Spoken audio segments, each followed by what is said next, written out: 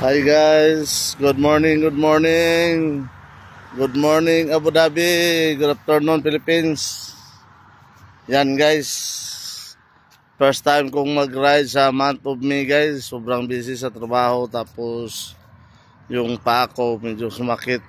Ngayon to nag-rides na naman ako para sa para sa health natin na sobrang laki. Yan guys, solo rides lang ako ngayon kasi mainit na ako magsimula at yung mga kasama ko may pasok. Shout out sa mga MBC bisikletero sa Abu Dhabi, Daddy, Brad Galoy, Brad Philip, at saka si Sir Vic, at saka si Abay Vincent. Shout out sa inyong lahat. Solo rides lang ako ngayon kasi may pasok kayo.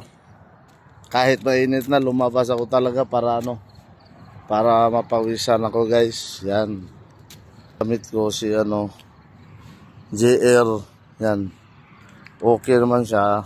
Hindi naman siya na kahit bihira lang gagamitin, hindi naman siya nagtampo guys.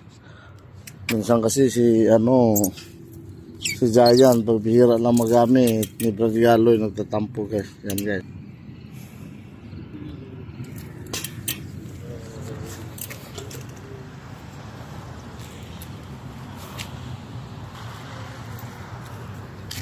Yan guys, dito ako guys ngayon sa MBC City. Yan, ito yung ko, yung start guys. So, start. Maraming nagwo-walking, maraming nagbibisikleta dito.